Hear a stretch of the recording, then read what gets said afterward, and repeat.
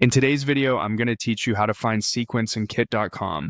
By the end, you'll know exactly where the sequences area lives and how to start a new one using a template, so you can move from idea to action without hunting through menus. First, open your browser and go to your Kit dashboard. Make sure you're signed in and that your account has access to messaging features. If your dashboard looks different from what you expect, a quick refresh or using an updated browser tab can help.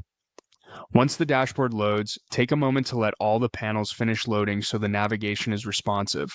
From the dashboard, click on Send. You'll typically find this in the main navigation.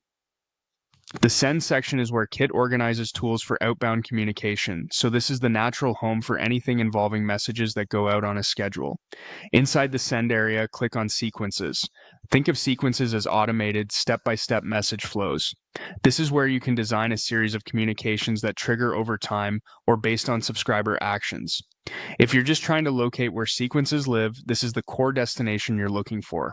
Next, click on Sequences again to open the dedicated Sequences page. This ensures you're in the full workspace where all existing sequences are listed and managed. If you plan to visit this page frequently, consider bookmarking it in your browser for quick access in the future. If the page takes a moment to load, give it a second. Larger accounts with many sequences can need a brief pause. Now, click on New Sequence. This starts the creation process. You won't be configuring steps or content just yet. You're simply telling Kit you'd like to create a fresh sequence. If the button is grayed out, it can mean you don't have the right permissions. In that case, check with your workspace admin or confirm your role settings. Finally, click on Choose a Template for your sequence. Templates are a fast way to get started because they provide a recommended structure you can customize later.